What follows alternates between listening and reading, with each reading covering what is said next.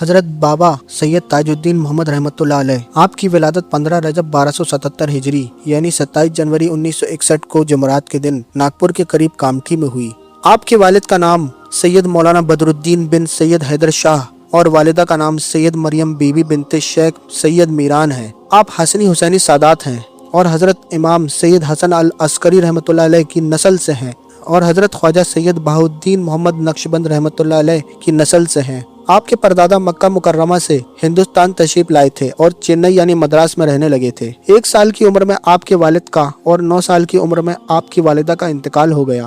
اس کے بعد آپ کی نانی اور ماموں عبد الرحمن نے آپ کی پرورش کی۔ آپ نے کامٹھی کے مدرسے میں تعلیم حاصل کی۔ ایک مرتبہ آپ کی ملاقات حضرت عبداللہ شاہ قادری ناگپوری رحمۃ اللہ علیہ سے ہوئی۔ انہوں نے آپ کو ایک خشک میوہ یعنی ڈرائی فروٹ دیا اور فرمایا، کم کھاؤ، کم سو، کم بولو اور کثرت سے تلاوت قرآن کرو۔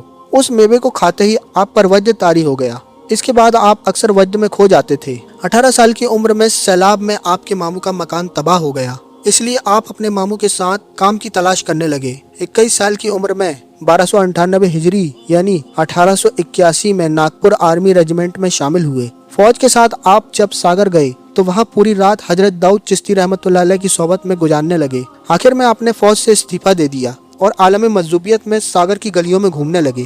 آپ کی نانی صاحبہ کو پتہ چلا تو وہ آپ کو کامٹھی لے گئیں۔ آپ گلی میں نکلتے تو بچے آپ پر پتھر پھینکتے، مگر آپ اس سے بے پرواہ ہوتے۔ ایک مرتبہ گھومتے گھومتے آپ ناگپور چلے گئے۔ ایک انگریز عورت نے فریاد کی تو فوج کے افسر نے آپ کو گرفتار کر لیا اور مجسٹریٹ کے حکم سے 2 صفر 1310 ہجری یعنی 26 اگست 1892 کو پاگل خانے میں لایا گیا۔ دوسرے دن ایک سپاہی نے آپ کو کامٹھی کی گلیوں میں گھومتے ہوئے دیکھا۔ اس نے یہ بات افسر کو بتائی تو وہ فوراً گھوڑے پر سوار ہو کر تیزی سے ناگپور گیا۔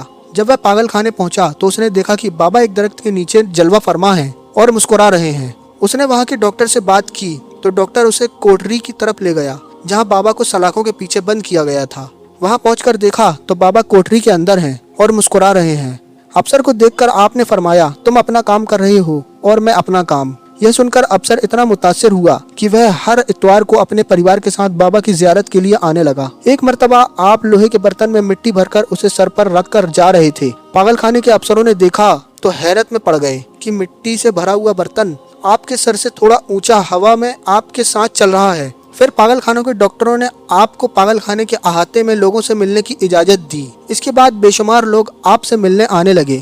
16 سال تک پاگل خانے میں قیام کے دوران آپ لوگوں کو فیض عطا فرماتے رہے اور آپ کی دعا سے بہت سارے لوگوں کو بیماری سے شفا اور تندرستی ملی اور بے اولادوں کو اولاد ملی۔ ایک مرتبہ ایک پاگل خانے سے بھاگ گیا۔ ڈاکٹر عبد المجید بہت فکر مند ہوئے۔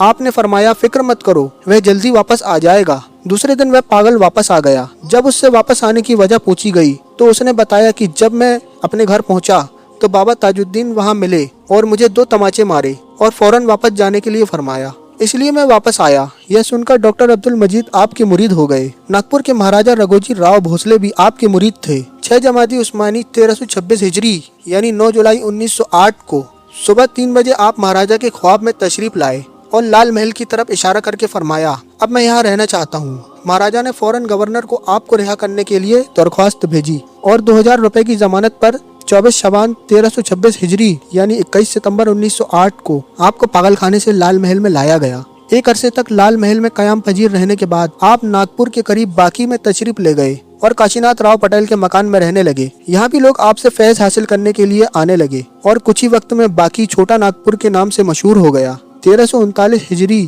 یعنی 1920 میں آپ ناگپور لال محل میں واپس آئے۔ آپ حضرت داؤد چشتی رحمۃ اللہ علیہ کے مرید خلیفہ ہیں۔ آپ کو حضرت عبداللہ شاہ قادری ناگپوری رحمۃ اللہ علیہ سے بھی فیض ملا ہے۔ آپ کے خلفا حضرت مولانا عبد الکریم شاہ عرف یوسف شاہ بابا رحمۃ اللہ علیہ کراچی پاکستان ہے اور حضرت قادر بابا رحمۃ اللہ علیہ وجے نگرم آندھرا پردیش۔ محرم 1344 ہجری یعنی اگست 1925 میں آپ بیمار ہوئے۔ مہاراجہ رگھوجی راؤ نے ڈاکٹر سے آپ کا علاج کرانے کے لیے کہا مگر آپ نے انکار کر دیا۔ لوگ آپ کی زیارت کے لیے آتے رہے۔ پیر کے روز وصال سے پہلے آپ نے اپنے ہاتھ اٹھائے، مسکرا کر لوگوں کو دیکھا اور پھر بستر پر لیٹ گئے۔ آپ کا وصال 26 محرم 1344 ہجری یعنی 17 اگست 1925 کو پیر کے روز ہوا۔